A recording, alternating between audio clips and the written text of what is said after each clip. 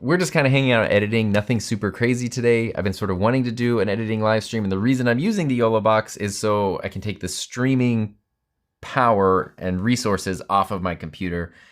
I think my computer could kind of handle editing and streaming at the same time, but it might be a little tricky and it might be a little rough. And I really like the Yolobox and I've been wanting to play around with it more anyway. So that way it's handling all the streaming, all the switching, all the video sources. My computer, I just have HDMI output. So my computer is just one of the HDMI sources for the Yolobox, and that works out. So we can talk about a couple things beforehand. What is up with my comments? Why can't I fit them in screen the way that I want them to? It's kind of weird, like this is way too big. We got some overlays. That's very strange.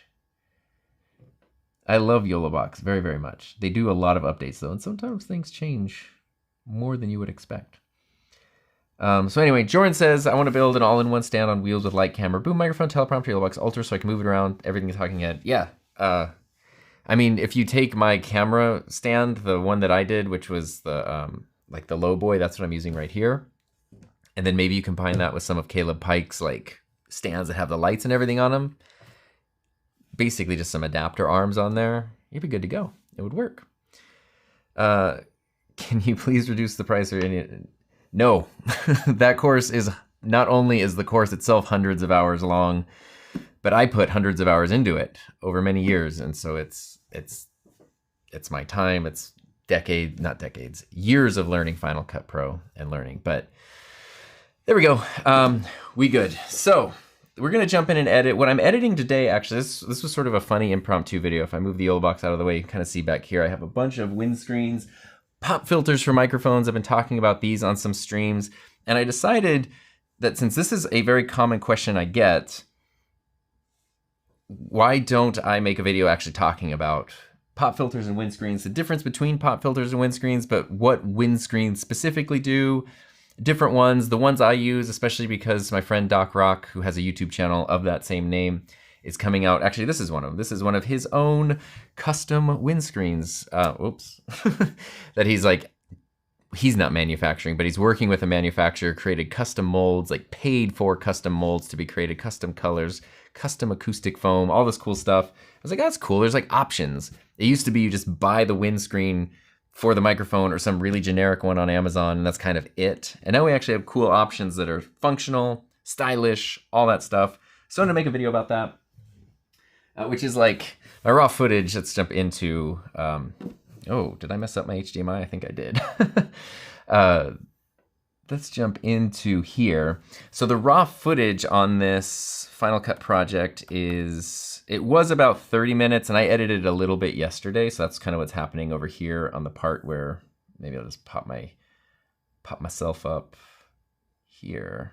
It's very fun to edit these things. I'm just gonna put myself up there. Why not? There we go. So you can see the whole timeline now. You don't really need to see the raw footage. So I edited this part yesterday, and then the rest of it here, and I kind of thought like, oh, hey, if I need to do that on another day, why not do a live stream of that, because that'd be fun. This is mainly talking head. I want to get this video to be as short as possible because there's no need for a 30-minute video about windscreens. It's be a very long-winded video. People would turn off their screens, but yeah, we'll figure it out. So anyway, that's what we're editing here, and then of course we can talk about other things as well. So I'm gonna catch up with comments, and then we're gonna dive into editing. This is gonna be very casual, like it's gonna be me editing, kind of explaining what I do, which is sort of what the main chunk of my Final Cut Pro editing course, Rough Cut to Final Cut, is me showing you how to edit a video from start to finish, a little more advanced than this, with of course B-roll and effects and stuff as well. But I put a link to that there if you're interested, if it's in your budget, if it's interesting. I know it's not in everybody's budget. I also know, not everyone even edits in Final Cut, but sometimes it's fun just to watch people work. Like, even if you're a Resolve editor, you watch someone edit here, you might go like, hey, that's a cool way of doing it. Or, hey, I hate the way he does that. I'm happy I never do it that way. Let's see here. Pritish, thank you again for helping solve my problem. Which picture profile? Right now I'm using the default PP off, most hilarious picture profile name that there is. I've been playing with S-Log in some more recent videos, but then I kind of jumped back. I like the way the colors pop in the default picture profile, and then I just kind of adjust it in Final Cut a little bit. There's no adjustments happening here though in the Yolobox. It's just straight from the camera out, and I think it looks pretty good. What I like S-Log is it gives me so much more dynamic range, so it's kind of a trade-off there. Let's see here. How's 4K out of the Yolo? I have FX3 and 2 FX30s. I wanted to bring it in as a 4K replacing the ATEM. I don't have a network that's like capable of doing 4K out, but it handles things really well, and even the recording to the SD card is like surprisingly good. If you went back like 3 or 4 years and watched my review on the first Yolobox, the SD card recording was like really a weak point of that, and now it's significantly better. It's not like the like a Ninja or something where you're getting. It's not intended to be that. It's intended to just be kind of like a backup of your recording, basically there. There we go, we got it. Oh no, what's up?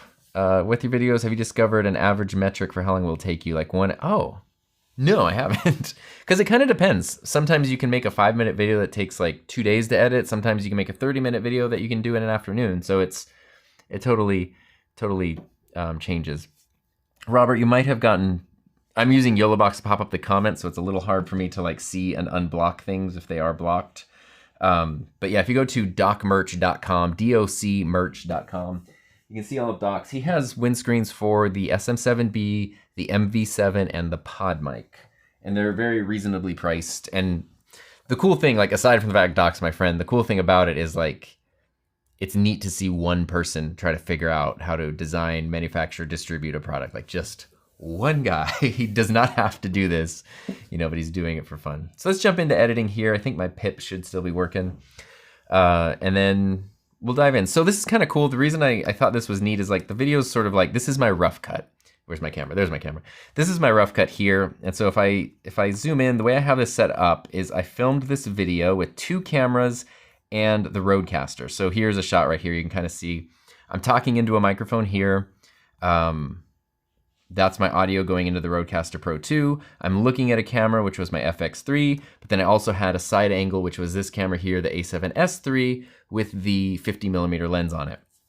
So I put all that footage into Final Cut yesterday, and I synced it all up, and then I added my little bits of color grading. So like if I go here and I turn off the effects, that's pretty much, not 100% sure if the colors on the Yolobox are totally accurate from the computer screen. But it looked very kind of like dark and a little more washed out, and I just sort of brightened and saturated things up a little bit because that's what I like.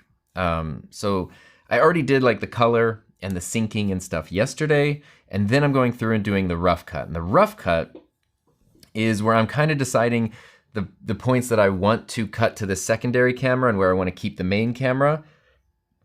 Lately, one thing I used to do was I had my A camera and my B camera, and I used to always have the B camera almost like this, where you would see me talking to the A camera from the side.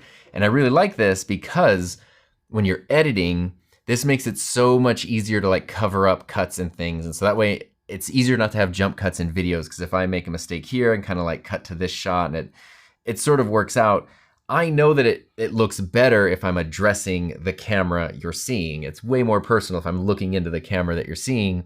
But it's trickier when editing, because that means when I'm filming, I have to know, basically this kind of a view is almost a band-aid when it comes to editing. This kind of a view is a more intentional thing. So it just takes a little more work and a little more planning to actively address the B camera, but that's something I have been trying to do. I be doing more lately, because I do like the way it looks, and I really like this 50mm lens. This is the cheapest, the nifty 50 Sony E-mount lens, but I really like it. So that's kind of the setup that I have here. And I've gone through, so I found areas where I know I'm addressing the B camera, and that's what I want to be on. I have areas where I'm addressing the A camera, that's what I'll be on. And then I have these little markers here that I put in, which were areas that I thought for sure I needed some kind of B-roll footage. And I filmed a few B-roll clips. You can kind of see them up here. I filmed some B-roll footage this morning before I did this live stream, just so I would have stuff to add in. I don't know if this is going to be enough for the whole video. There's not a ton of B-roll needed in this video, but I don't want it to be super boring either. So that's pretty much that. I haven't done, these are rough cuts. When I do a rough cut, I'm not really even paying attention to the audio snapping, popping. I'm just cutting out mistakes and kind of, yeah, you'll sort of see as we sort of go through this a little bit. Let's do a couple minutes, and then we'll see here. So guitar more. It's just, it is more fun to use. The same thing does apply to microphones. And so that's where a couple of years ago I went hard down the rabbit hole of colored windscreens. So I really need to give a shout out to my friend Doc Rock, who has an amazing YouTube channel. And switching over here to the SM7B, back when I got my SM7B, okay, so here's a good place to cut. Like I talk about Doc. The reason is he was the first person that told me about colored windscreens like 3 or 4 years ago. And I've become, as you can see by the mess on my table here and back here, I've gotten a little obsessed with them. But there's sort of a mistake here because I say YouTube channel, and there's an and then I'm switching over here to the SM7B. You don't need to hear me say and, you don't need to see me stand there doing nothing, and you don't need to hear me say I'm on a new microphone. So we can just cut that. I have a custom key where I can press the S key and it's just going to cut through all my layers of video, and I can delete that. Magnetic timeline pops them all together. YouTube channel. Back when I got my SM7B, it does come with just this plain black windscreen. So this cut is a rough cut. It's a jump cut right there. The audio's not fine. If I zoom in here, there's kind of some spacing. What I'll end up doing later on is something like, I would go through and sort of clean this up a little bit. Usually I fade in the audio a little bit, and then do a very slight J or L cut. YouTube channel. Back when I got my SM7B, it does come with just this plain black windscreen. See right there, what I would end up doing is zooming in a little bit. I have a preset that I made to just crop in a bit, reframe it, and then pop that over here. So now it would be like... It's an amazing YouTube channel. Back when I got my SM7B, it does come with... So that's how that cut is going to end up looking when it's finished, is I cut out the dead air and kind of unnecessary talking. And instead of just being a jump cut, now it crops in, and that sort of makes it look a little more smooth. Obviously, jump cuts on YouTube are totally fine, but I like to try to avoid them. Who has an amazing YouTube channel. Back when I got... And the audio doesn't have any clicks or pops. It's a smooth transition. So what I do when I edit is the first thing I do is I go through and I do a rough cut where I'm not doing any of that. I'm just cutting stuff out, getting a basic idea of the flow of the video, the length of the video, and then I go through and tighten everything up. And that's usually where I also make sure to mark where I want to put B-roll clips. And then usually that's when I film my B-roll clips, because I know, at this point I talk about this part of a thing. I need to film that part of the thing. And then I add in the B-roll clips, finalize the audio, and then the video's done. And so that's kind of the process here. We're still in the rough cut phase here, so that's pretty much what we're doing. Let's see here. Mark, with the small screen of the Yolobox, how difficult is it to switch and manage multiple screen layouts? It's not hard at all. I should have had a camera that could show you the screen of the Yolobox. The Yolobox Ultra is pretty big. It's like, I forget what the screen size is, but half of the screen is comments. I have my display window, and I have 5 odd video sources in there right now, which is cool. What's up, Ian? It's nice to see you too. All right, let's jump back in and just edit some more, and then I'll check in with comments. So I'm just gonna do rough editing for a couple minutes, kind of like I explained. With just this plain black windscreen. The SM7B also comes with this big fat windscreen here if you really want to block out every plosive in the world. But then I saw Doc on a stream using a purple, actually it was this one, using a purple SM7B windscreen. And he said he got this from a website called reporterstore.com, and called Reporters. I'm gonna put a marker here because I want to do a screen recording where I show like Reporter Store's website. The marker, for me, the way I do it, the purple one, the standard, if you press M on the timeline, it'll add in a marker. Purple one tells me that I need B-roll. I use a chapter marker, which is this little bookmark, orange bookmark thing. In my mind, that tells me it's a screen recording. So that's just, it's not what they mean, it's just what they now mean to me after many years. Reporterstore.com, and I said, that's, and I thought that was pretty .com. And I thought that was pretty cool. So I went to that store and I bought a whole bunch of windscreens. There's a lot more even on my shelf over there. They have this perfect blue color. And then pop that on my SM7B. And now it looks weird to me when I see an SM7B that doesn't have the bright blue and black. Like, this is what an SM7B should look like to me, because I've used it this way so much. And I love that. I think that's really fun. And Reporter Store windscreens are really good quality. but they are based in Europe. And so if you're in the US like me, shipping can be a little bit expensive. The windscreens themselves are, you know, $20 to $30, but they're high quality. Believe it or not, you can't just like paint a sponge and have it be a windscreen. It doesn't work out that well. So they're good quality, but the shipping can kind of be expensive. So a lot of times what I've done with the Reporter Store is I've sort of waited until I need like a bunch of different windscreens, and I kind of make like a wish list, trying to get some of my Reporter Store ones here that I've ordered over the years.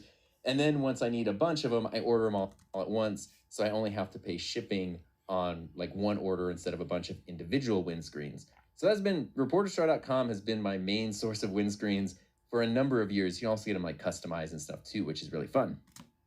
Okay, so a couple things I did want to point out. If you've never used Final Cut, when you're playing through, and the timeline, the what's the thingy called? The thingy, you know, what is the playhead? When the playhead goes like off the screen, you will see that your audio and video clips aren't rendered yet. So if I go like this, and then I scroll over, and like I said, they also have the video is still playing, but I can't see the footage or the waveforms until I pause it, and then those things fill in. It's always been kind of an annoying thing. In the recent Final Cut 10.8 update, they added this little switch here. This was a feature before, but now it's really easily accessible. I can click this scrolling timeline button, and now when I play it back, and their XLR the playhead's going to stay in the middle, and the timeline's going to scroll with it, fully rendered, which is really cool.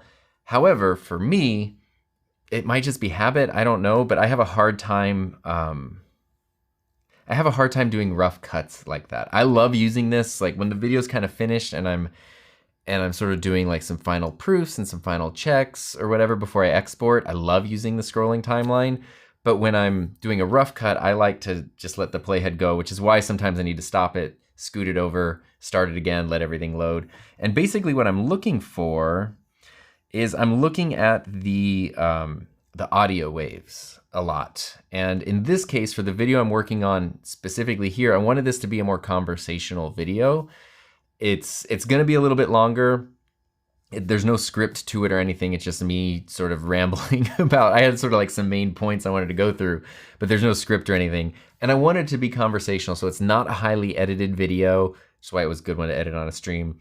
And it's more conversational. So there was a huge chunk. Like this is a lot of, this whole thing, what is this? 1 minute, 13 seconds that I'm sure there's stuff you could cut out of there, but I don't think I'm going to cut anything out of there because I think it's all relevant. It all kind of tells the story and helps contextualize what I'm talking about. But you can kind of see if I look through this, there's no real breaks. There's little breaks where I catch my breath or change something. If we look at the audio timeline here, you can see like something happened. And if we play that, I don't know what that is. Another company, So apparently I'm trying to catch my breath because I ran out of breath after that 1 minute, 13 seconds. And then I tried to dive into talking, went too fast, mouth moved faster than brain or slower than brain. But then companies will recompose and go on. So it's very obvious like, oh, this is a mistake. I can cut that entirely out. So as I'm going through on the rough cut, that's what I'm looking for is, I can kind of tell areas where I might be on a roll, and then I just decide, does whatever I'm saying need to stick in the video or not? And there are other times where it's like, that's an obvious mistake to cut out. So that's kind of cool. Would you find a form of text-based editing useful in Final Cut? That's interesting. I know like I use Descript for my captions and stuff. I've never used it, but I feel like it would be a fun thing to play with for sure. And Marion really wants to start a podcast. 100% you should. If you're watching this live stream, whatever you're watching it on literally could be your microphone and your recorder for a podcast. You can go to Spotify for podcasters, create a free account, and literally publish an episode today if you wanted to, which is very, very cool. Zachary's asking, not sure if you've gone over in this stream already, but are the big differences between Final Cut and DaVinci? My most recent video covers that a little bit. DaVinci, you could probably pretty safely say it's more fully featured than Final Cut Pro, although the analogy I used in the video was a buffet versus a restaurant. To me, Resolve is like a buffet. You walk in and you see everything that's available to you, and then you pick and choose what you want. Final Cut Pro is more like a restaurant. You sit at an empty table, there's nothing there, and then you have to kind of like figure out, do you have this, do you have that? And then that stuff gets brought out when you need it. But there's a lot of overlap between those things. The workflow is quite a bit different. The way that like Resolve kind of pushes you through the timeline versus the way Final Cut does or doesn't. I think Final Cut is more closely capable to Resolve than people give it credit for, but I would say Resolve is a little more fully featured overall. But if you want a more edited version of that response, you can go to my most recent, is it my most recent video? Yeah, my most recent video from last Thursday, which is called like Final Cut Pro in 2024, is it time to switch? And it's not time for me to switch, but for some people it totally is. All right, let's jump in and edit a few more minutes here. Turn off comment. I'm used to Ecamm where I have the comment set to disappear on its own after 15 seconds. I don't have that here. But then companies will come out with their own, like Rode. Let's go back over here to the pod mic. Rode has finally embraced their custom windscreens for the pod mic, and I love these. Rode is so good. When they do things with colors, they just do like really good colors. And like I said, they also happen to match the exact colors built in to things like the Rodecaster and their XLR cables. So you can kind of do everything here. They don't sell these headphone pads, unfortunately. I wish they did, because then you could have like the pink headphones on the pink mic with the pink cable into the pink channel. Everything's color coordinated. Or you could do what I would probably do and just mix it all up so nothing makes sense, but it looks really fun. So, and there are like kind of going back to solving problems with windscreens. So for example, let's plug in. Okay, something, I lost a train of thought there, It's obviously. really fun. So this is the Shure MV7. This kind of going back to solving problems with windscreens. So for example, okay, I'm gonna have to tighten all this up later, but I want to use this. So kind of going back to solving problems with windscreens. This is the Shure MV7. There we go. So I kind of butchered together like 3 sentences there. So kind of going back to solving problems with windscreens. This is the Shure MV7. This is the rough cut, so I'm gonna leave that jumpy and choppy, and I will smooth that out later in the next round of revisions. But I have the windscreen from the original MV7. So Peter Piper pitched a podcast. This was a huge complaint I had about the original MV7 when it came out, was it's a great microphone, sounds awesome, super prone to plosives, and they give you this tiny little thin, crummy windscreen, which made no sense to me because the SM7B comes with really high quality windscreens, and this one is like wish.com windscreens, and I wished that I had other options, so I had to go to reporterstore.com and order other ones because, fortunately, SM7B windscreens, Peter Piper pitched a podcast, work perfectly on the MV7. They just sort of changed the size a little bit, and that solves the plosive problem. Then, fortunately, Reporter Store did start, I don't know if I have one, they did start selling their own MV7 windscreens. That's not these. I'm going to get to these in a second. And then the MV7. Okay. So there's a whole part there that I probably don't need because I was trying to bring up an example that I didn't even have with me. A podcast worked perfectly on the MV7. They just sort of changed the size a little bit. Okay.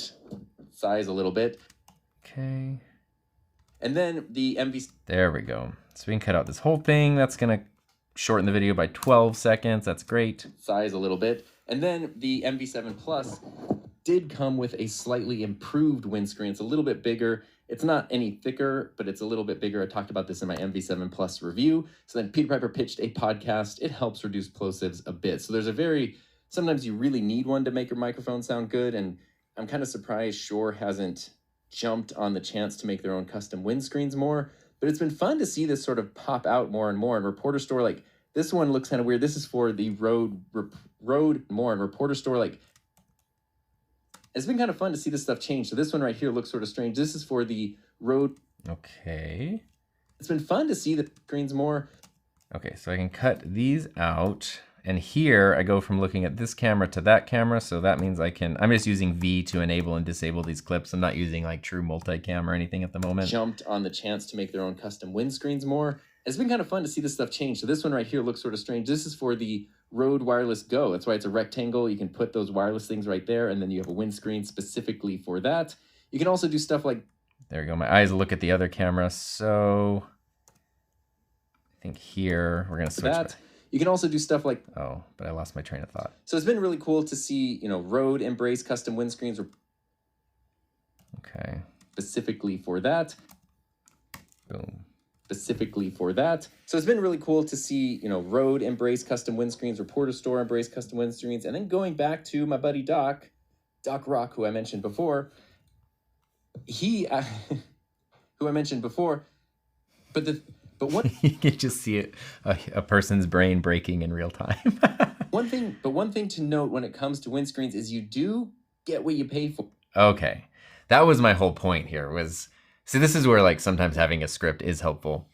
I sort of transition to Doc, I lose my train of thought, and then I talk about getting what you pay for. And that was kind of the point, is like, you can go on Amazon and order some cheap windscreens. You go to Reporter Store, order some premium windscreens, and then Doc kind of made some that are in the middle. They're really more premium in terms of quality, but they're mid-range in terms of price. They're not the cheapest ones, but they're not as expensive as the others.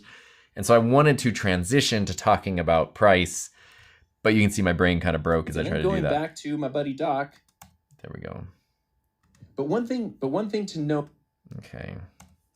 So it's been really cool to see, you know, Rode embrace custom windscreens, Reporter Store embrace custom windscreens, and then going back a windscreen specifically for that. I don't think I even need any of this, actually. I think I can go specifically for that. But one thing to note when it comes to windscreens is you do get what you pay for. In the case of Reporter. So here, not that I'm like a huge stickler for super continuity in talking head videos, but here I'm holding the white microphone in my right hand, and now we jump to the other camera and I'm talking into an entirely different microphone that is being held up on a mic stand, which is fine, but that is such a big change that it could be distracting. So that's why I put this little marker here to let myself know that I want to put a B-roll clip here. You can put those wireless things right there, and then which, since I'm talking about the Rode Wireless Pro and Wireless Go systems in this windscreen, it would make sense to get a shot of those in that windscreen. So I put it there, and that shot would like kind of overlay this cut here, so that way you don't even notice the cut. And for the most part, people watching the video wouldn't really notice. They wouldn't really remember he was holding this microphone. We see a B-roll clip, now he's on another microphone. I don't think they would really, the flow of the thoughts don't really change enough, so I don't really think they would notice it changing that much. If a Reporter Store, unless you happen to live near them, the price can be a little bit high because you're probably paying international shipping, but they're really high quality. And I've had some of these for years at this point, and they still work fine. They've held up well. They don't fade or get messed up or anything. But I also have, like, I think this one was a $7 Amazon one. And I did a blind test with my wife where I had her close her eyes and gave her a Reporter Store windscreen for the SM7B and an Amazon windscreen for the SM7B. And even just closing her eyes, she could tell this was a higher quality one than this. Because this is really just like green foam that I guess has been molded here functionally. Peter Piper pitched a podcast. It works pretty well. It looks okay. It did take a really long time to finally like regain its shape when I got it because it was vacuum sealed. And it also stunk really bad. So I had to leave this outside, I think, for 2 days till it like offloaded all those gases, who knows what else in there. And then it's been fine ever since. Still kind of makes it, you know, when something's offloading weird gases and chemicals like that, and then you put it right by your face and breathe into it, that's weird. Never had anything like that with the reporterstore.com one. So it's sort of been this sort of like, unless you have something real specific like a pod mic one that you need right here, it's kind of been sort of this like, okay, I'm not making up .com one. So it's weird. Never had anything like that with the reporterstore.com ones. Cut that out. Or more expensive. It's been either like really cheap junk or have something real specific. It's been either like really cheap junk or more expensive high-end stuff. And then it is pretty cool because I did see that Ore at B&H Photo started making SM7B windscreens that actually have the plastic ring. So when you get the so the windscreen that comes with the there we go. SM7B windscreens that actually have the plastic ring. So the windscreen that comes with the SM7 so the windscreen that comes with the SM We'll get there. So the windscreen that comes with the SM7B has this plastic collar on it. I always like to cut out the sound of me putting windscreens on and off microphones because if someone's listening with headphones, I feel like it would be so disturbing. And then that clip collar on it, and then that clips in here. And so that way the windscreen doesn't come off or come loose. And it's also easy when you see a windscreen with this plastic collar. It's like caller ID because you know it belongs to an SM7B. 7B. Clever. But every other SM7B windscreen I've seen doesn't have 7B. But every other SM7B windscreen I've seen doesn't have that, which is fine, especially if you want to use them with other microphones like MV7s or the Blue Sona, which you can't see but is on my wall over there. But these ones actually do have the plastic collar, so I can pop that on the SM7B, and then Peter Piper pitched a plastic collar. But these ones actually do have the plastic collar, so I can pop that on the SM7B, and then Peter Piper pitched a podcast. These are almost identical in quality to the original Shure one, which is a Shure good thing. But unfortunately, well, I guess however you look at it, they only come in like the primary colors. I don't know if you can see this box right here. They come in like the primary 5 colors. They don't really come in any of these super bright, crazy colors. So if you like one of those colors, you're good. If you want something like this neon green or hot pink or bright blue, they don't really come in those colors. Okay. Colors. So there we go. Ba-doop. Let's scroll through here. I don't need any of this B camera footage. So it's kind of cool. What I like, what's very satisfying to me is when I go through and do a rough cut, you can see like, here's everything that's been cut up. It's only like the necessities that are left on the timeline. And then here we have the rest of the video here, which is like the unedited part. So this, I don't know, visually it's very satisfying to see this raw footage go from just raw clips to like something that's edited and marked up and ready to go. I always like that a lot. We only have a few minutes left to go in this timeline, not in the stream, but in the timeline here. And then I'll start doing some more refined editing, and then we can, you know, probably call it a day there. But I do want to get through the whole thing. This video is currently 22 minutes long, 22 minutes and 48 seconds. It is a video about windscreens. I'd really love for that to be under 20 minutes, so I want to try to cut out things. And that's sort of the next step is this right now I'm cutting out obvious mistakes, obvious repetition, that kind of stuff. When I go through and do the next pass of editing where I start refining things, that's also then where it's like, it's a little tougher because at some point I've already decided everything here could be in the video, but now it's like you're taking out something that doesn't necessarily hurt the video, but maybe it doesn't add a lot to it. And so that's where you're being a little more like critical with the decisions you're making when it comes to editing, which is, you know, always a little bit tricky there. Let's check in with comments though a little bit here first. Michael, what's up? Why is the chat on the screen so big? That one, for some reason, I'm having trouble like resizing the comments on my, I know you can resize Yolobox comments and I've done it many times and I don't know why. Oh, here we go. I had to go into a thingy-mabob. We'll just do that. That should be, nope. Okay. Okay, there we go. I guess I just had to go into my comment settings in the Yolobox.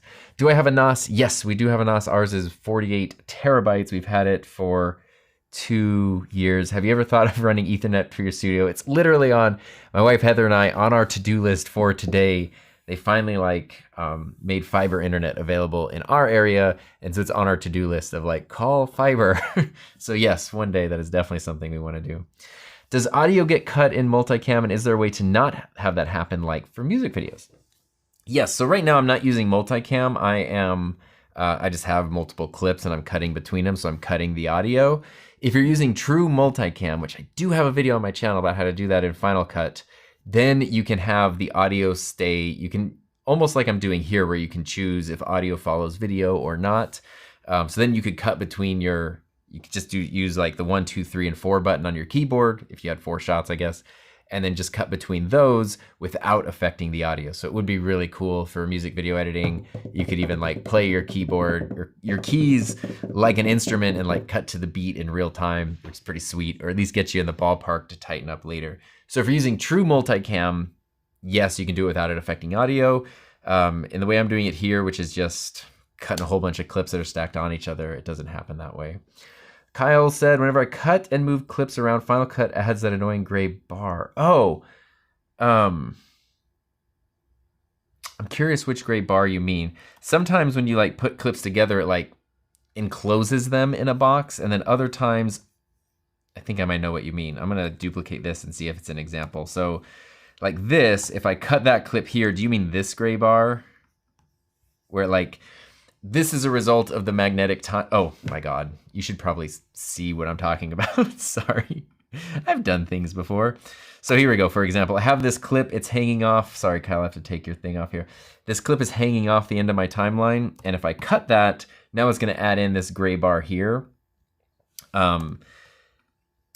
This is an effect of the magnetic timeline where, since you can't just take a clip and like set it wherever you want it, it needs to be attached to something. Final Cut just gives you essentially what is like filler blank video, which is sometimes annoying, but it's just the result of the magnetic timeline.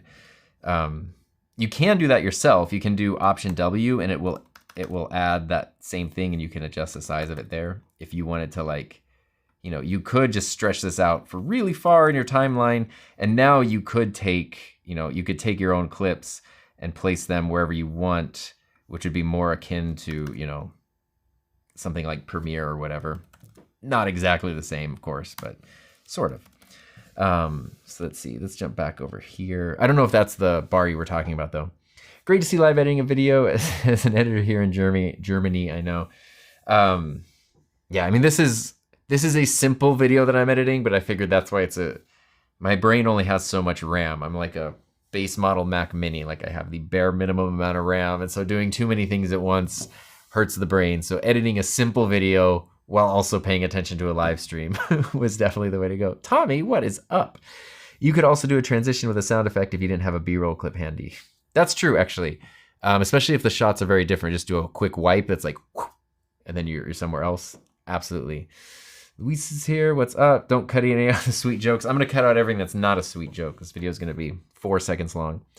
Are you switching away from the ATEM? No, I like everything. I was going to make a video, though. I don't know if this would be interesting or relevant of, like, is the ATEM worth it in 2024? Which I know is a little cliche, but it is sort of strange that they've been out for so long and they haven't been updated, really. They've been firmware, software updated, but really no hardware updates for the most part, which is fine because they're great. And I like that Blackmagic does not just force out meaningless annual updates. Like, I like that they update something when there's an update to include. But they're 1080 and some kind of 4K ATEM workflow. I know they have like the more high-end studio, you know, broadcast production ones, but I feel like it's got to be.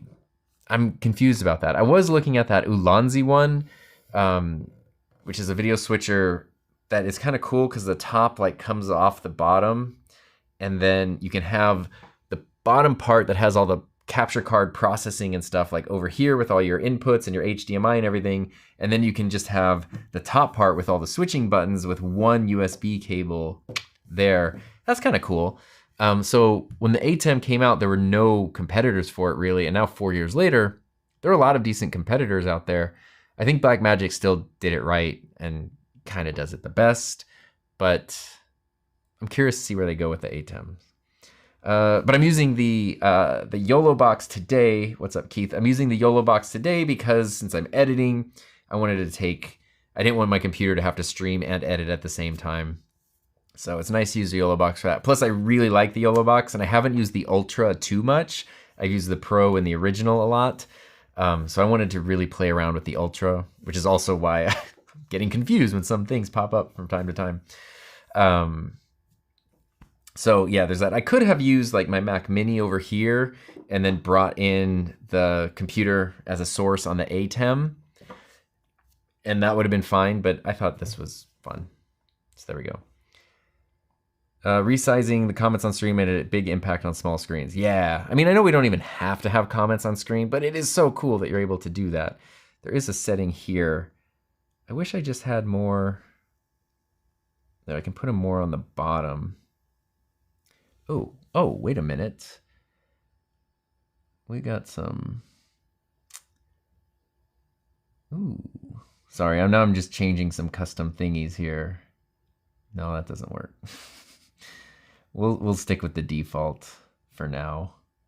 you can change all the colors of everything. So now I'm getting a little in the weeds, as the kids say. Actually, I'm gonna do that. Now the comments when I pop it up should be blue. That's pretty sweet. I like it.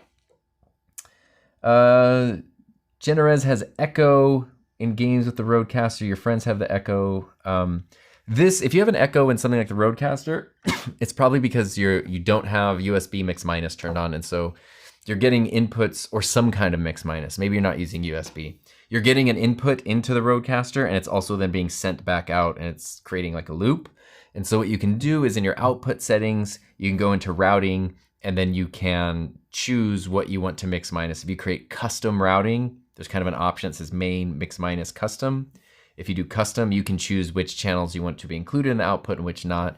And so whichever is echoing, take that one out, and then you'll still be able to hear it, so you know what's happening, but it's not going to echo in the stream, hopefully. Takes a little experimentation for sure.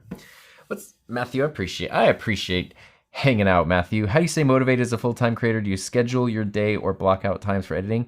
I think one thing I like to do is find new ways to make things fun, like this, right? Like, I've been streaming a lot more lately because streaming is really fun. This is sort of a different type of stream, right? Like a live editing stream is different from the other streams I have done.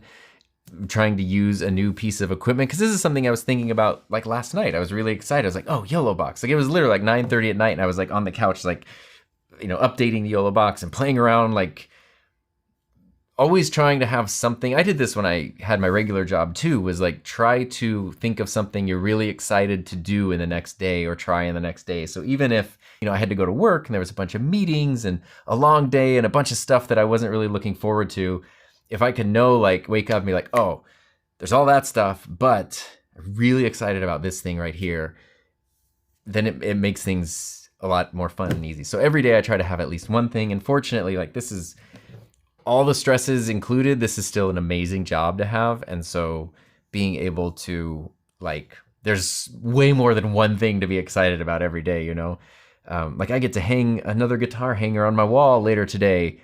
I'm really looking forward to that. That's fun. What's up, Kathy? Oh no, I went through there we go, Kathy. On a live stream, I'm noticing my mic sound fading in and out. Any obvious cause I could check? That sounds like you might have some kind of echo cancellation or noise cancellation.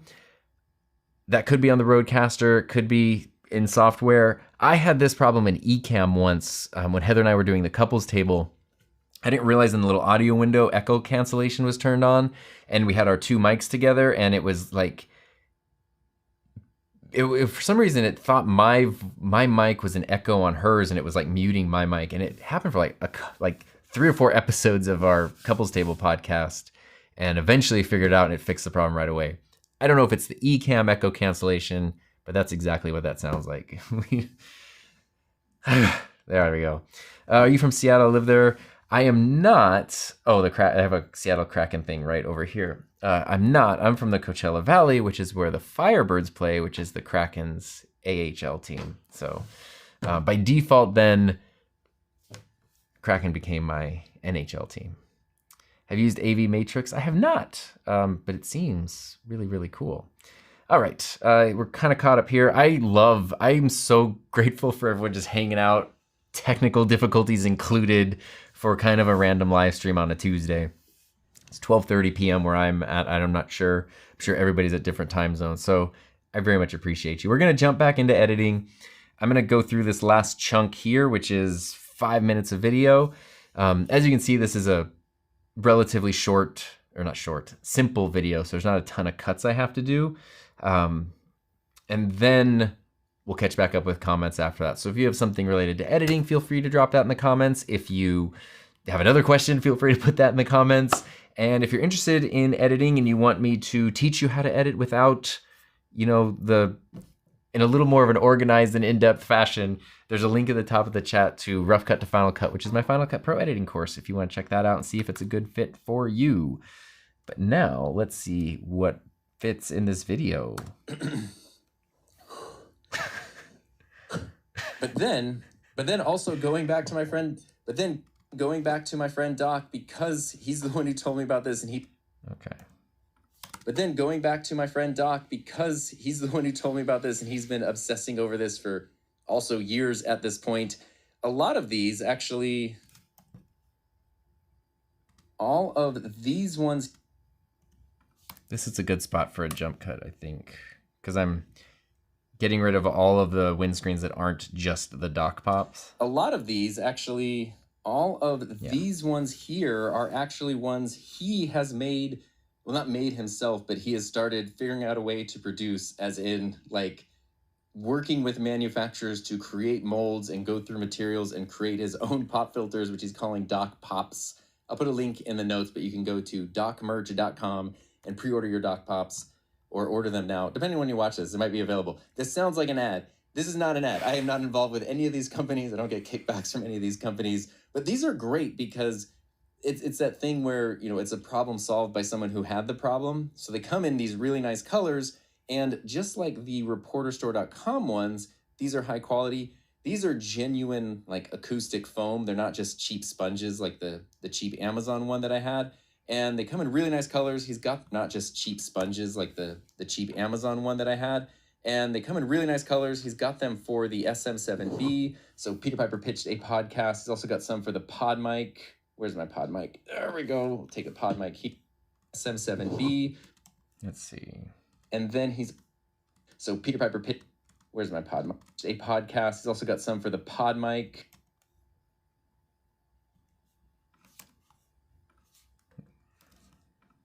For the pod mic. And then he's also got MV7 and MV7 Plus ones as well. So you can take, well, I really like the neon green's like such a perfect color. So you can take those and pop those there. And believe it or not, they don't have crazy chemical smells or anything.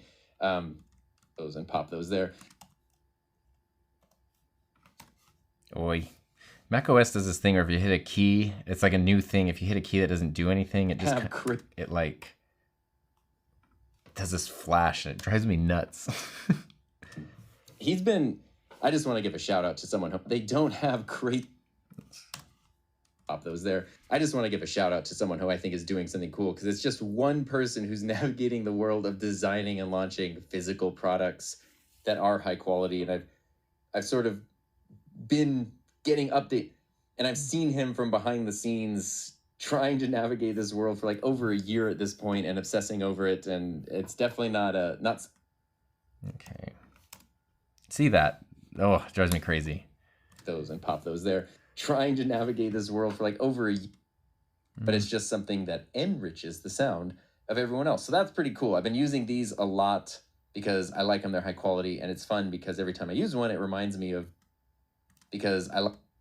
everyone else. So that's pretty cool. There we go. Take those and pop those there. I've been using these a lot because I like them. They're high quality, and it's fun because every time I use one, it reminds me of like one of my friends, and that's kind of a cool thing. So if you're looking for those pop filters, the MV7 ones also fit on things like the Shure SM. See, I don't think I need to go into full-on ad. If you're looking for those pop filters, the MV7 ones, and that's kind of a cool thing. We can just end there. Oops. Now I hit a random button, and we have B-roll over there for some reason. All right, I want to be on a roll here. Fit on things. We don't need this. Foam with fit there as long. So again, I'm just kind of going through. Obviously, I was there when I recorded this yesterday, so I kind of remember things that even at the time I didn't want to include. Because sometimes you're recording, and I will say something into the camera that as I'm saying it, I know I'm going to cut it out of the video, but it's like I just need to get the thought out to get to the thought that I want to keep in the video. So it's a weird thing. I don't know. Anyway, I'm just looking at the audio down here for the most part to kind of see when to check in. The nice thing with foam windscreens is like this we didn't need. But I could kind of tell here because this little, oops, don't want to desync anything. This little chunk right here, the fact that there's like a little chunk of talking and then nothing, at least the way I work, I know that that probably means there's a mistake there. A nice thing with foam windscreens is so normally when I'm editing, I don't even need to listen to this. I can go right to the part. There's so much like continuous audio here. I can go right there, cut it, get rid of it, and just jump in. A nice thing with foam windscreens is if they kind of fit on a microphone, you can just wedge it on there and you're good to go. And that really does sort of save the day. So the cheapo Amazon ones are fine. They get the job done. These Ori Probably actually don't even need that. I probably jump right in here. kind of a cool thing. The cheapo Amazon ones are fine. They get the job done. These Ori ones are kind of middle of the road. If you have an SM7B, the reporterstore.com ones are very high quality, but a little bit higher price. Rode makes some really awesome specific ones. And then Doc Pops kind of fill in the blanks with at least a few popular mic models. So not every microphone models.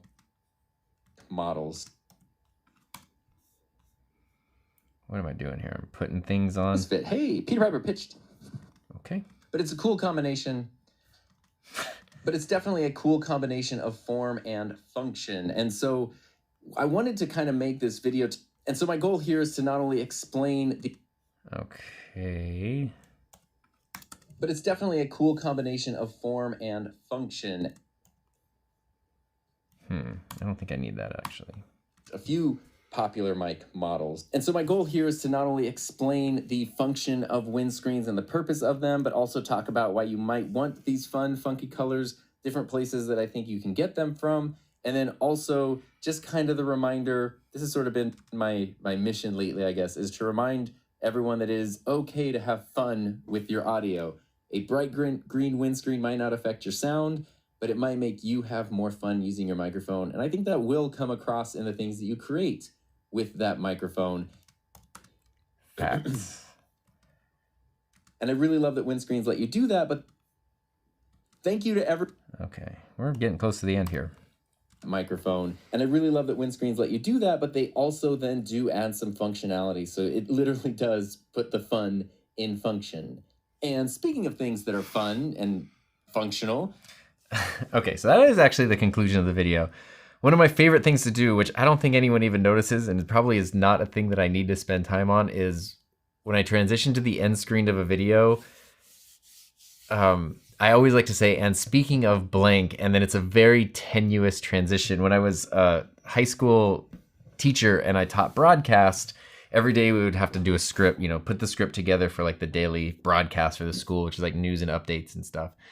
And a lot of times I would do the basic outline for the script, and I would try to put like in every story sometimes the transition was be and speaking of, but it was like so, I don't know, it'd be like, I can't even think of an example, but it'd be like, okay, you know, baseball team fundraising like packets are due today after school.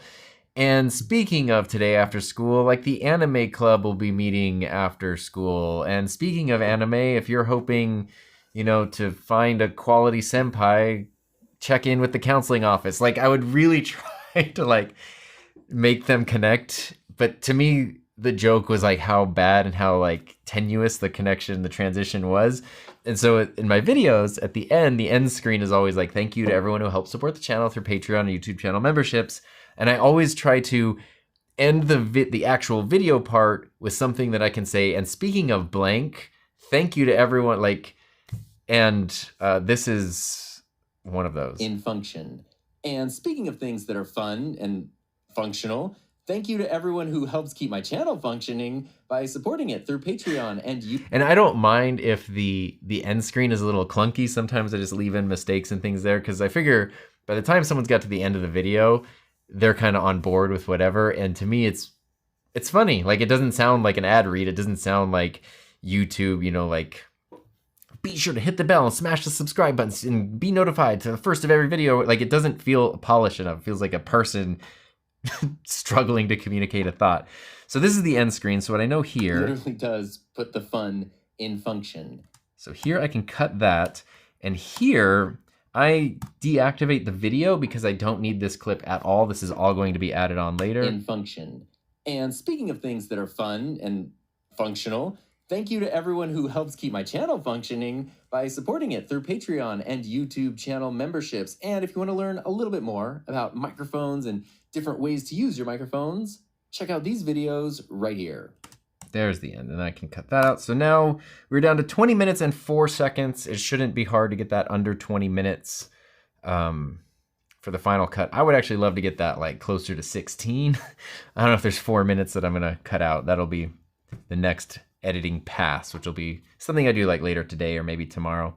But I'll show you a little bit of how I kind of do like the next pass in a second. Something I can do here at the end though is I can already start to bring things in. So, for example, I can bring up Finder and I can just search for a few things. Nope, that's not how you spell that. I have my animated subscribe graphic that I made, and I also have my outro song, which I have two versions of, a 15-second one and a 28-second one. This probably needs the longer one. So even though I don't have the footage or the channel supporter names here yet, I can at least do a few things. So one thing is the subscribe graphic that I put here. I'll show you how this works. I'm gonna put this clip down here. We'll pretend that this is a B-roll clip. This is just something I recorded in Procreate. So this is just me screen recording myself writing the word subscribe and drawing an arrow in Procreate. And then I just sped up the video so that way it, when I play it, it looks like it's written in real time. But as you can kind of see, it's on a black background. So what I can do is I can go over to the blend mode and change that to add. And now it gets rid of the black. We only have subscribe. I made it a little crooked, so I need to change the rotation. I like to pop that down here in the corner. And you can kind of notice it's not nearly the right length. So in the middle, after the word subscribe is finished, I click on it and press Shift H to add a hold frame, and then just drag that out. And who helps keep my channel functioning by supporting it through Patreon and YouTube channel memberships. There we go. So here's about where that would need to start. YouTube channel memberships. And if you want to learn a little bit more about microphones and different ways to use your microphones, check out these videos right here. Okay, so that's a subscribe thing, and it will be over video. It's not going to be over that clip. And we have the outro song, which is perfect. So I can trim this back down. Boom. There will be a clip under here. Usually I do two. I do one clip under channel supporters and then one under the end. The song, I usually start with the end song a little bit louder than I would put normal background music. I usually start with it at 25-ish decibels. And speaking of things that are fun. And I like using the same song at the end of every video. I really like, I don't know, I like the song and I like the consistency of the same song. I'm gonna raise it up.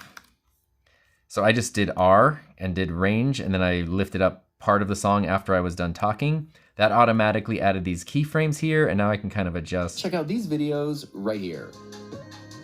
That's pretty good. It'd probably even go a little... I'll have to wear headphones next time I do this, but... Right here. There we go. I could even put the clips, because I think I know which clips I want to use. I have this clip, which is a close-up of some windscreens. Put that to fit. I'm going to put this down here for the channel supporters part. So this will have like a list of people's names on it who are part of Patreon and channel memberships and things. And that can go here. Fun in function. And speaking of... is a weird moment. I can kind of cut out that. In function. And... in function. And... in function. Okay, there we go. I know I need to fix this audio more later. In function. And there we go. Speaking of things that are fun and functional, thank you to everyone who helps keep my channel functioning by supporting it through Patreon and YouTube channel memberships.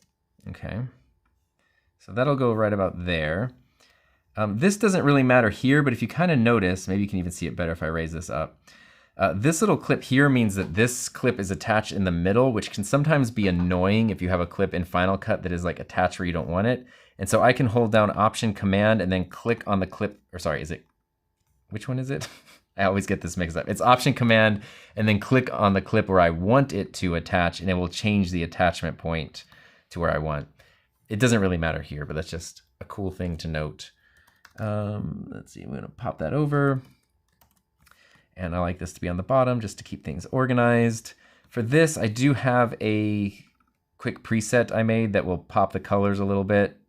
Not a lot, just a little, which is kind of funny because then I end up turning these down to like 20% usually, adding some stabilization. And the reason I changed the opacity there to make this clip darker is because it will have the list of names on it, and the darker background makes the names easier to read. And then when I switch from talking about channel supporters to recommending a video to watch, then I want a different clip. And in that case, I have these big wide angle clips. I had one, I think it was this one where I pulled out, yeah, okay.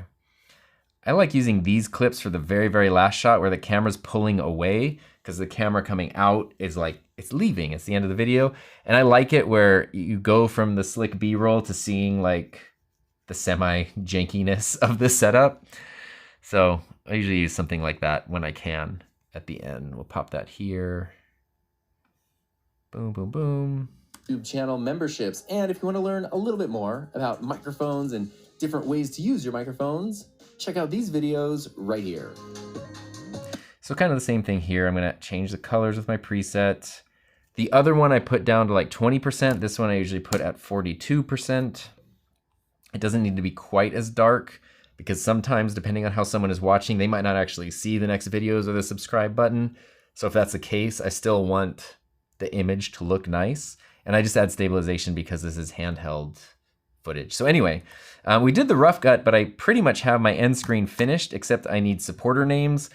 I add those last because you never know, like if I don't finish editing this video until tomorrow, but someone becomes a channel supporter tonight or during this stream, I want to make sure they can get added in. So it's always the last thing, and then I look and make sure that that list is as updated as possible before putting it in the video.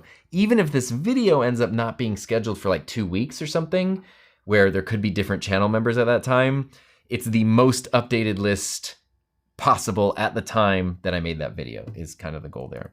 So this is our rough cut. We're down to 20, now it's a little longer because I added in the song and stuff. So we're up to 20 minutes and 15 seconds.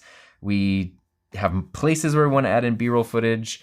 We have a B camera, we have an A camera, and now we will go through next and start like really being critical with our editing. And I'll do the first like couple minutes where we'll refine things a lot and add in some cool touches and some B-roll, but I'm not going to do that whole thing here because it would take forever. So, but I want you to see at least the basics. Let's jump into the chat though, because I saw some really cool questions popping up, which I very much appreciate. Okay, here's me talking about time. Okay, here we go. Have you ever used your Rodecaster on location? Oh, a V-mount. I've powered mine. I've powered mine through USB before, but I've not done it through V-mount. It has to be possible. I don't know if he's here, but Gil Dormius, who has a channel and is often in the chat, he regularly uses Rodecaster 2, Rodecaster 1 on location. He might be able to chime in with some stuff. Barbells and Bourbon, what's up? Use the pod mic for your podcast with the P4. Think the sound quality is great. Do you have any standard EQ suggestions? Your ears are the best judge of that. If your ears say that your audio sounds great and your audience isn't complaining, then it's good. Like at the end of the day, you know, especially it's like color grading. You know, if you're color grading a Marvel movie, you're going to have a lot of people above you trying to get things to be a very specific way. When it comes to like independent content creation, if it looks good, if it sounds good, it's good. If it works, it works. Like it doesn't have to be more complicated than that.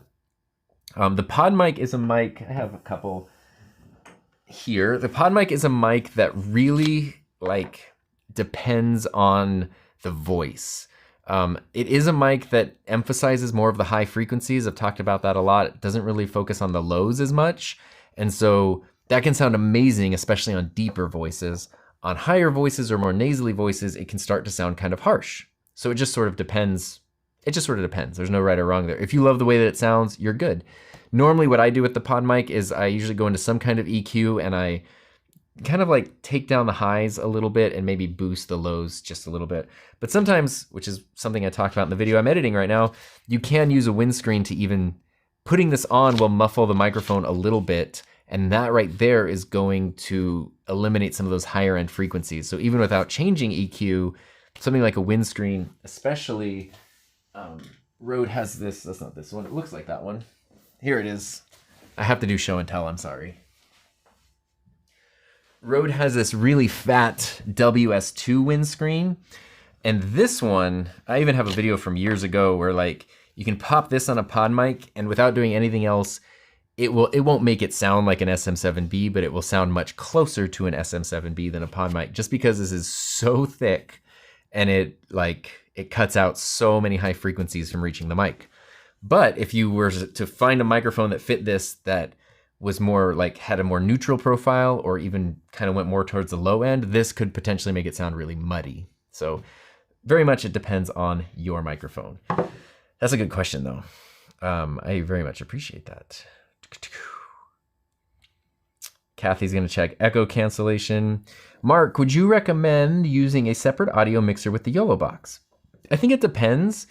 I like that you can bring in HDMI audio. That's what I'm doing right now. I have my MKH50 running into my FX3 through HDMI, and that's where the audio is coming from.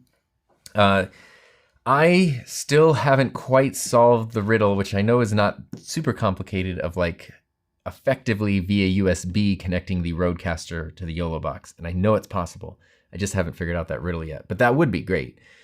Mike the Wine Guy, been following for a while, love positive and informative. Thank you. I really appreciate that. Those are like the nicest comments in the world. I'm very lucky, and I have friends who do stuff online and YouTube channels. It seems like for the most part, the people who follow my channel and stuff are like ultra cool, interesting, nice, supportive, kind. Very lucky because the internet is not always those things. Sean says, at one point in time, a jump cut was considered a bad thing. Is there a video editing no-no that you notice that has become more acceptable? Yeah, so jump cuts are a good example. Like that used to be a sin and now it doesn't matter. A video editing no-no, I mean, the big one that comes to mind, it's not really editing, but holding lavalier microphones is a hot button issue right now. Because obviously you're supposed to clip them somewhere or potentially even hide a lavalier microphone so you can't see it rather than like hold it.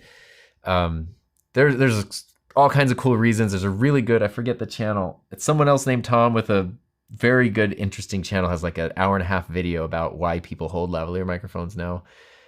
That's probably a good production thing that you would never have done before, but you can do now.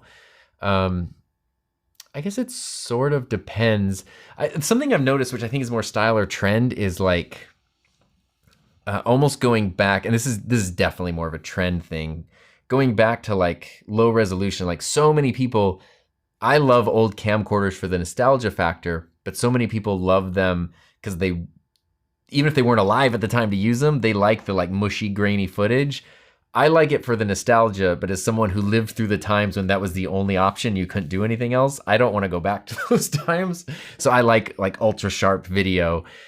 Sometimes probably like I make my video too sharp because, you know, that's the counterpoint to what I grew up with. But if you grew up with really sharp digital video and you kind of want to go back to like this weird video thing. So I've almost noticed like a lo-fi-ness rather than like super high-end detail becoming popular. And I've also noticed, especially in like photography, super harsh lighting, like not just high-key lighting. Like you could call this setup a high-key lighting setup because it's very bright. There's not like a lot of shadows on me really, but it's also not super harsh. It seems like there's a lot of commercials, especially now, and some YouTube channels where it's like someone will get one video light, point it directly at someone and crank it to 100%. So it's like almost overexposed, very harsh shadows on the background, very harsh shadows on products and things. And it's, you know, that's typically how you would not want to light or expose something, but it's all a style choice. And I think people like it similarly to camcorders because it almost looks like old camera flashes, like a disposable camera flash where it's just like catches a moment. It's very candid and genuine. I feel like that's why that style became popular. Camera Junkie says, I just got my first Doc Pops in blue this weekend. I'm in love with it. Feels like velvet. Yeah. Did you get the dark blue, like the royal blue one? These do feel like velvet, but they don't stink at all, which is great. And they're so soft. I really love the pink. The pink one is like a perfect pink. But I think my personal favorite color of the Doc Pops is the lime. I forget what Doc called it. He has specific names for all these. If you go to his website, docmerch.com, and click on Doc Pops, the like descriptions and things for these, and the color names are really funny, and the way that he wrote the copy is, you can tell it's just one person who wrote this, and he doesn't have to answer to a boss, and that's awesome. The green, whatever the official color name is my favorite one so far. Let's see here. Derek, can I run the A10 Pro ISO and the Gigcaster into Ecamm at the same time for live tutorials? Yep. I have done that same setup with the Rodecaster.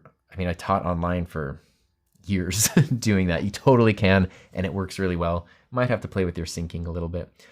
Tom should navigate and produce the Tombug AI pun generator device.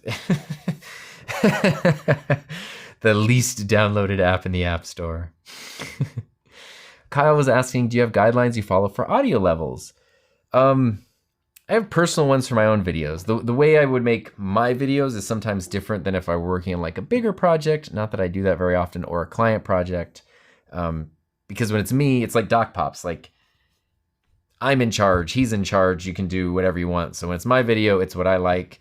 But some of the guidelines I have, I'm not putting background music in this video.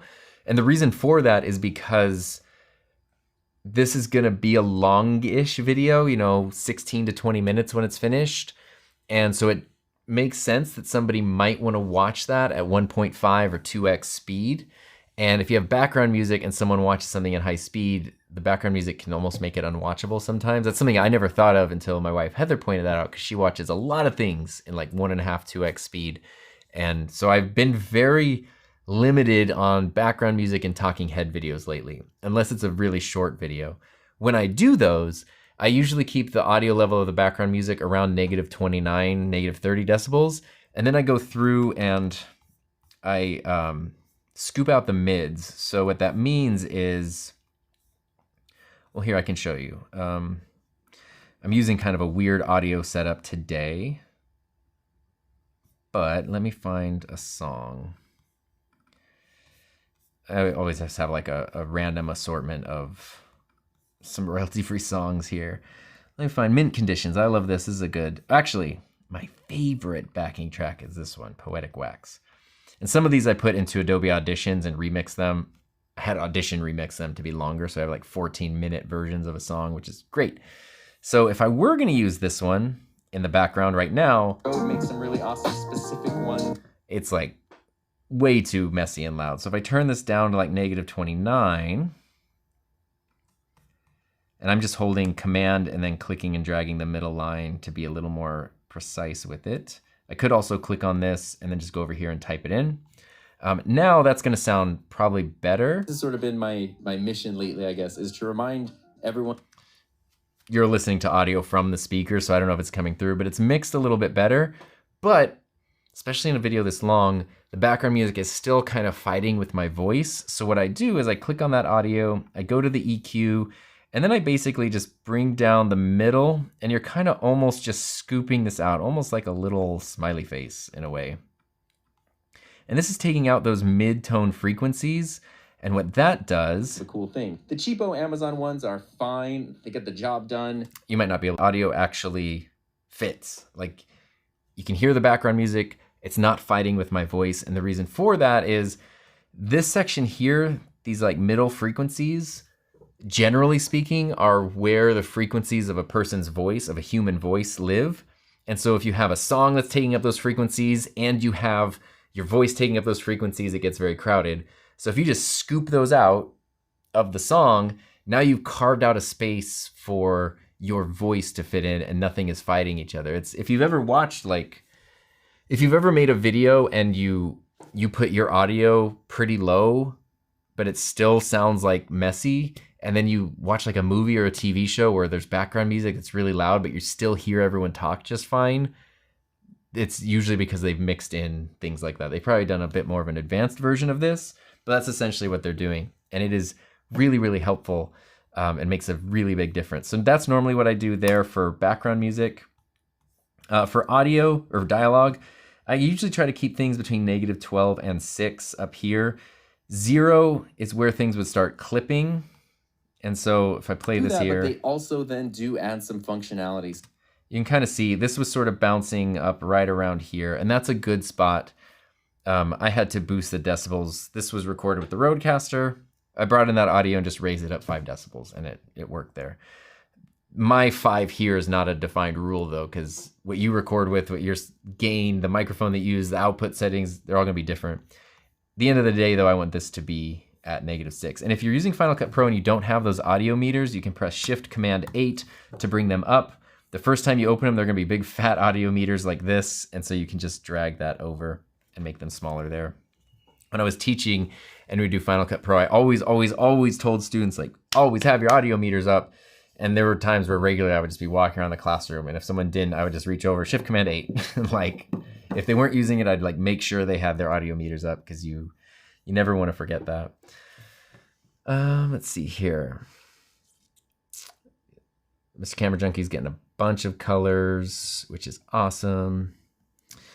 Kristen says, I've noticed there seems to be a humongous amount of counterfeit Shure mics, but Rode not so much. I'm not comfortable buying Shure mics used, but should I be concerned about it? That's a good question. Part of me has always wanted to get a counterfeit Shure just to see what the difference is. Buying from reputable retailers is very important. I have bought Shure mics. I bought my MV7 Plus off Amazon, and it's a legit, genuine mic. I know the SM7B is a more commonly counterfeited Shure mic.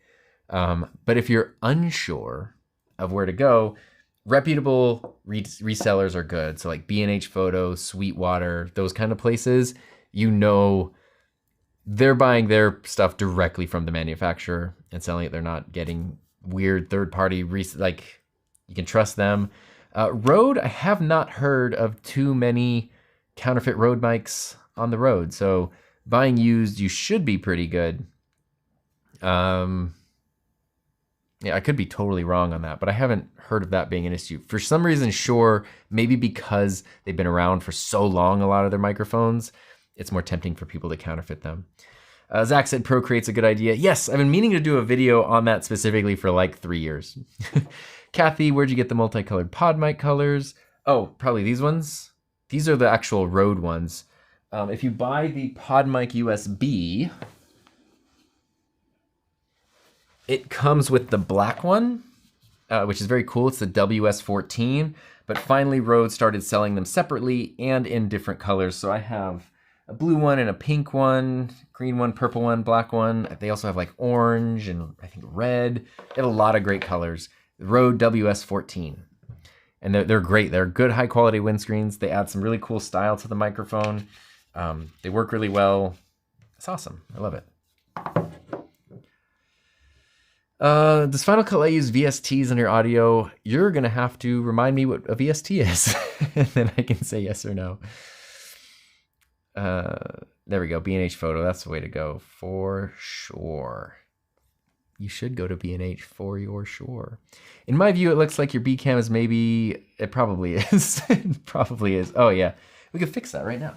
We'll go over here.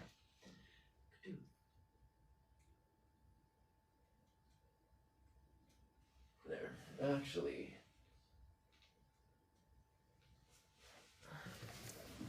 There. How about that? Hello. And then we jump over here. That's pretty good. You have an incredibly good eye because it was 1.3 stops overexposed. That's pretty good. You're exactly right. That I was actually filming something earlier, and so I kind of just didn't. The camera was over there, exposure was different. But I also have this problem because I am so pale that when I get on camera, I can set up my exposure, and then when I sit in front of the camera, the light reflects and like overexposes it. It's very hard to shoot in S-Log with that. There we go here. PicPod TV says, whenever I edit my file in Final Cut, I use the Ken Burns tool after I've moved the angle of my camera, and it gives me black lines around the image when it zooms. I'm trying to think of... what I'm wondering is if the black lines that you're talking about are like... See, if I zoom out of this image, if I scale this image down, now I have this border around here. So I'm wondering if your Ken Burns is like taking your image and almost zooming out too much. or if it's adding an actual border, like a simple border around it. Let's see if we can play with a Ken Burns. Do I not have? Or is it just in the transform tool still? It's been a minute since I've used a Ken Burns. Honestly, I don't remember how to do the Ken Burns effect. I've always just done everything with keyframes on my own.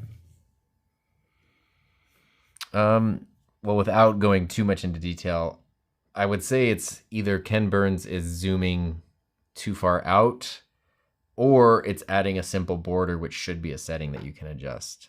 I'll have to play with that more myself, though, to find out. Faux show. Marcos has an A5000 and a Elgato key light, overlay highlight, and some RGBs, but video still seems grainy. I haven't used the A5000, but it's a Sony mirrorless camera, so it should be pretty good. Let's see here. Let's look up.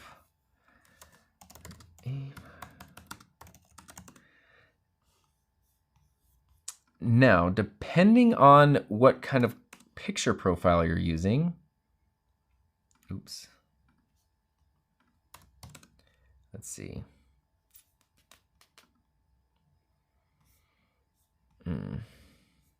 I haven't used that specific camera, so I can't speak with certainty on it.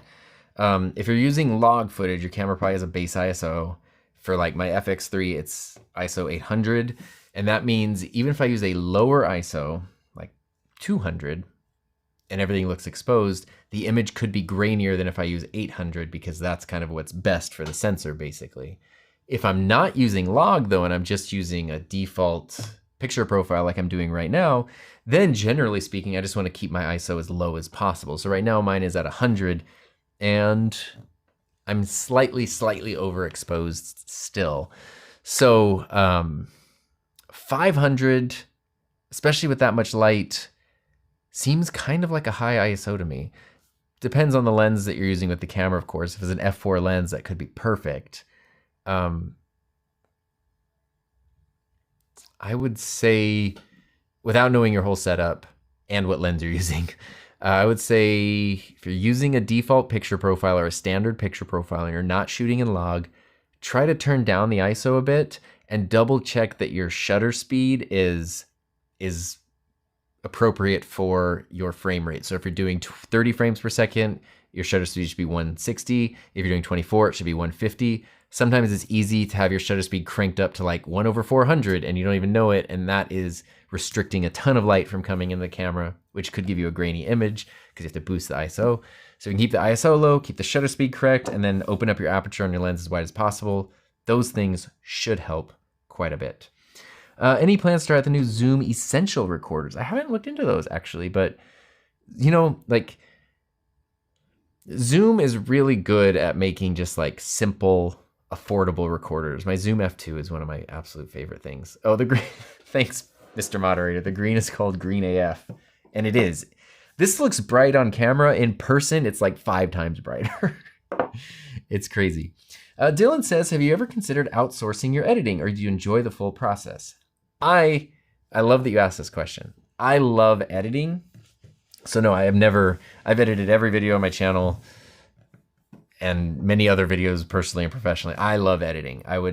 Originally, my plan for my channel like 7 years ago when I started it was to make videos about other people. And so I would be like behind the camera. I didn't want to be in front of the camera, but then it turns out it's very hard to schedule things. And if you're the only person you have to schedule around, you can make more videos. That's why I had to be in front of the camera. I love the filming and the editing and all that kind of stuff a lot.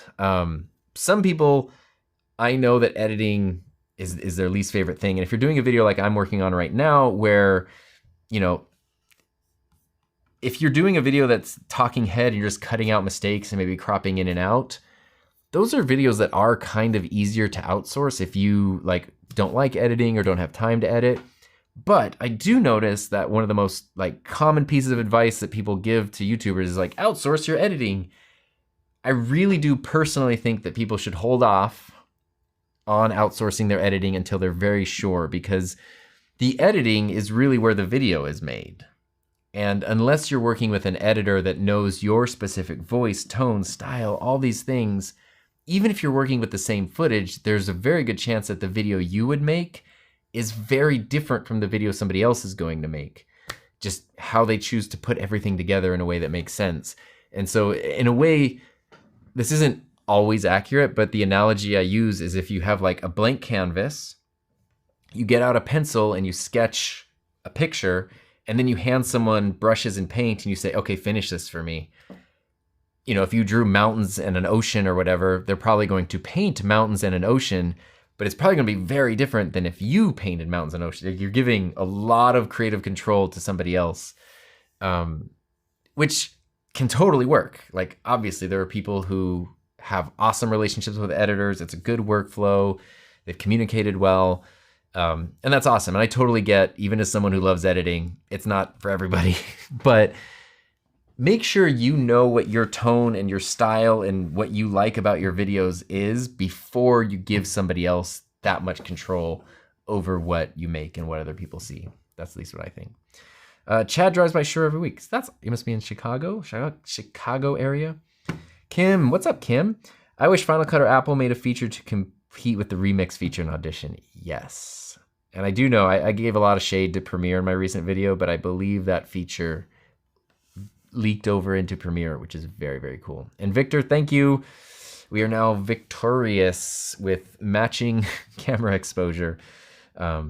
Yay. Wait, we don't need to go. We're gonna go here. Okay, VSTs are audio plugins used in DAWs. I know that Resolve lets you add them, just checking.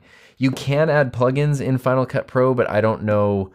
Honestly, I do have plugins installed, but literally every time I add a plugin, I forget how to add a plugin. So I don't know if that counts as like a true VST or not, but you can do plugins.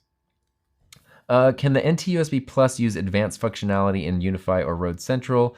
Edit each function in detail. Yes-ish. You can do more than depth, sparkle, and punch, but you can't do everything you could do on like a Rodecaster. So it's like 70% of what you can do in a Rodecaster. I am my own white balance card.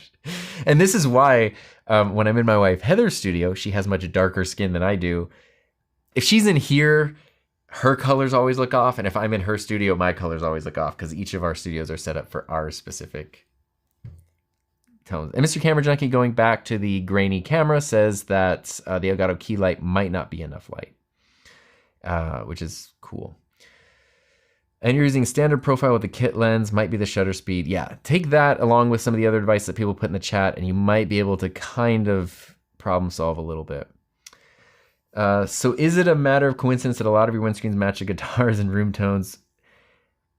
Is the setup always in the back of my mind? I think it's just that like I'm drawn to the same thing over and over again. So like I really like bright colors and I really like blues. So whenever I get something, I usually get the brightest color. And if there's a blue option, I usually get the blue option. So like then everything just ends up looking like, wow, it all goes together. But it's just like, yeah, I think it's kind of coincidental, honestly. David, what's up? It's so good to see you here. Sammy, same too. Thinking about getting an older red camera. Have you been liking the red one? Yes. Speak of the devil. Doc Rock, he gave me my red one, which is right up there on a shelf behind this camera. It's an absolute pain in the butt to get working. It's not practical at all. And even though it's 17 years old, the footage still looks amazing. So it's a really fun, like if you want to really learn how and why a camera needs to work the way that it does, that's a great way to do it. And you're gonna get some really beautiful footage too.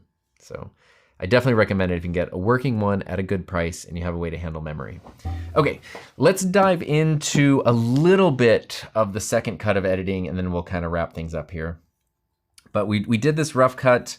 I just want to show you then what the next phase is going to be as I go through this video. So now we're going to be tightening things up and trying, it's 20 minutes and 15 seconds. I'd love to get this closer to 16 minutes if possible. So here's the start of the video. There are so many different ways to upgrade your microphone, whether it's through physical things like boom arms and cables, or less tangible things like EQ and processing. Okay.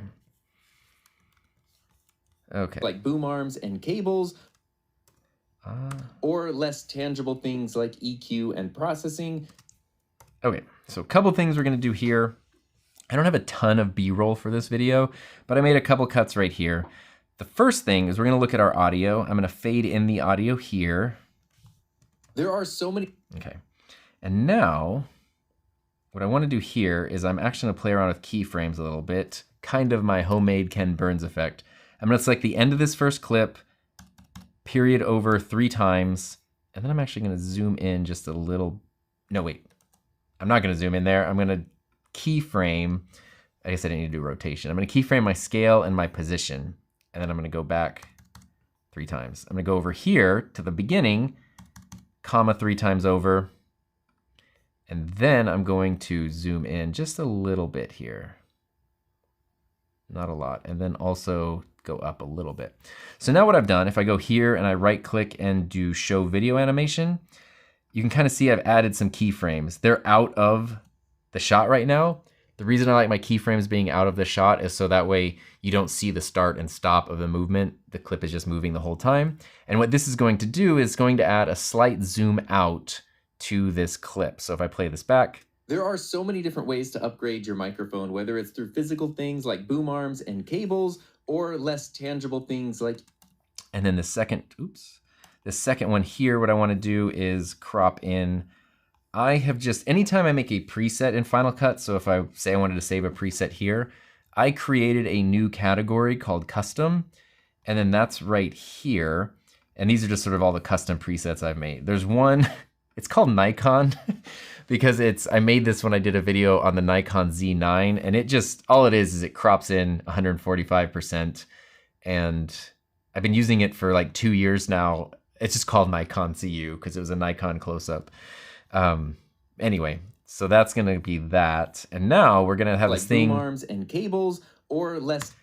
This beginning shot now is going to zoom out a little bit, and then we're gonna punch in for this bit of dialogue. Things like EQ and processing, but one of the most fun ways to upgrade a microphone is to switch it up with a new windscreen. So I like this because we talk about ways to upgrade your microphone, and then one of the most fun ways, the camera now cuts back out, you see all the windscreens, so that makes sense. I like to fade in my videos, and I like to do kind of a slow fade in, and I sort of stole that from Better Call Saul because every episode of that show starts with a really slow fade in, and I just like that. So I usually play the video. There are so many different ways to I'm 1.14 seconds in there. And now I'm going to add an opacity keyframe at 100%, bring the playhead all the way to the beginning and drag this down to 0. And now we're gonna have a slow fade in. There are so many different ways to upgrade your microphone, whether it's through physical.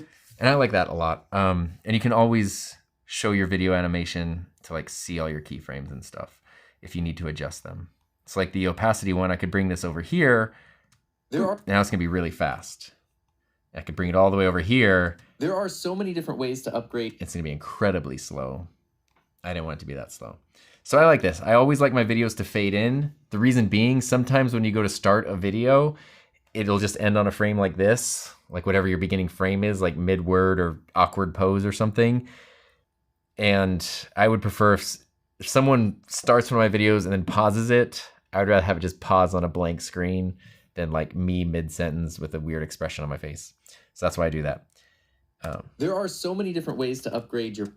And then the reason that I added the fade in after the keyframes for the zoom in and out is if you fade in first and then you try to add the keyframes, you can't, it's a black screen, so you can't adjust the frame. So I added the framing, the zoom first, and then I had it fade in and out. So now we have our intro. There are so many different ways to upgrade your microphone, whether it's through physical things like boom arms and cables, or less tangible things like EQ and processing. But one of the most fun ways to upgrade a microphone is to switch it up with a new windscreen. So this on your screen right now will be a hopefully not long-winded video, pretty much sharing everything I know, every thought I have. This would be a good spot to add a B-roll clip. Even though there's not a marker here, I have B-roll of like all these windscreens and stuff. This is a cool shot. I might just take that and drag that here. I know. Pretty much sharing everything I know, every thought I have about windscreens in kind of 3 main areas. Okay. 3 main areas. The first would be. Yeah. I'm using my hand here, so I want to see my hand on screen where I'm counting first, second, and third. So you have this B-roll clip. When I add a B-roll clip, I add my little, there's a preset that just changes the colors a little bit. That's what it looked like straight out of camera. That's what it looks like with the colors changed. Just kind of cools things down and saturates them a bit more. And then usually, since most of my B-roll is done handheld at 120 FPS, I always add in some stabilization as well.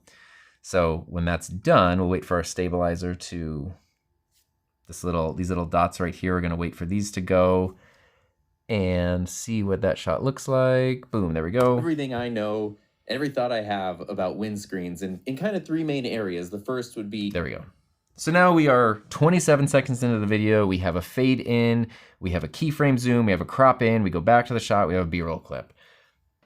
That's pretty good for an intro to the video. The first would be the functional use of windscreens, other practical purposes, like those plosives right there, and what the ones I use and where I get them and what the heck is even happening on this table right now. That's what is going to be in the table of contents for this content. I hope you're content with this content. Okay, that is a goofy joke. We are gonna crop in.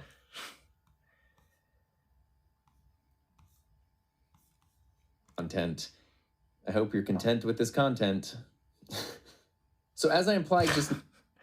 I can't tell if it's funny to see the laugh or not. So as I implied just now, windscreens can serve a... Okay. I'm gonna come back and make that decision if I want to include the laughter or not. But here, there's an awkward pause at the start of this clip. So as it's just me standing here. So what we can do is we can cut that out just a little bit. So as I implied just now, windscreens... Yeah. So as I implied just now, windscreens can serve a few different purposes. And believe it or not, the first purpose of a windscreen is to screen the microphone's capsule from wind. Shocking. And that could mean like... Okay. I think this was the shot I meant to use for that. I just wanted to show a microphone with a windscreen. Of a windscreen is to screen the microphone's capsule from wind. Shocking. And that could mean like... So here, I'm not lining up this B-roll clip exactly with this cut. I'm kind of going over this clip a little bit. From wind. Shocking. And that could mean like wind in nature, but it could also mean... There we go. Try to match when I cut away from a B-roll clip to like a part of the sentence. I don't want it to be totally random. Nature, but it could also mean environmental things like an air conditioner. Yeah, I think that makes sense. We're gonna add in our preset. This one I actually might want to crop in on a little bit and stabilize it. And now I've added in this B-roll clip, so I'm gonna right click on that marker and delete it. And now we're basically done there. And that's kind of what I go through and do. Well, actually, okay. When I'm not doing a live stream on this, a typical thing that I will do is go through and how I did the rough cut, I will do that again, but this time I'm going to smooth over all of these audio transitions, cut out all those awkward pauses, find parts of the video that I can still cut out, mark more things for B-roll, and then the next pass is when I'm gonna add in all the B-roll and stuff. And usually, I filmed some clips beforehand just so I would have them for this stream, but usually I would film my B-roll clips after that because then I would see exactly what shots I need where, and I can literally just have my computer. Like if I'm filming something over here, I can just have my computer on the table here. I can play through. And then the MV7 Plus did come with a slightly improved windscreen. It's a little bit bigger. So here I'm talking about the MV7 Plus has a bigger windscreen. I could get a B-roll clip of the original MV7 and the MV7 Plus where you see the difference in windscreen size. And like I can just play the video, know exactly what I need to film and just kind of go in chronological order. And then come back and just drop in all the B-roll. And then I'm pretty much done. And so that is sort of like the next big process there. Cree, what is up? I'm not sure if you're drinking coffee, but if you do, the next one's on me. You're too kind. I very much appreciate that. I'm not a coffee guy, but I am a Coke Zero guy. So you just bought like a whole 24 pack of Coke Zero. Thank you very, very much. That's where I get my caffeine. So that is, that's kind of the next thing that I'm gonna be doing. We've been streaming for almost 2 hours now. So I think that's probably where we're gonna wrap up on the editing for now. But the Yolobox still has 100% battery and seems like it's been working great. This is definitely the longest I've used it so far. So let's see here. We're going to catch up with comments before calling it a day. There's a lot of people in our chat who know each other, and it's awesome to see. That makes me really happy. Alan says, just joining, watching football in Europe. Have you mentioned CapCut? Can you do CapCut versus Final Cut? I have not used CapCut, but my wife has experimented with it a bit. She's also a Final Cut editor, and she still prefers Final Cut, but she was really impressed with CapCut. And from what I saw, and from what she's told me, it does a really good job of like removing that barrier, the terror barrier of editing, where it's like it seems intimidating and scary, and just letting you jump in and edit, and that's kind of awesome. Sammy's gonna get the new 5K Red. Well, it's a bit newer, still older. Do you think analog output is increasingly lagging behind? For me, who likes a lot of bass, I find the digital output is doing a lot better and the noise handling is better. I don't really know. I honestly don't know. I think a lot of it just comes down to personal style and preference, honestly. But I don't know about that.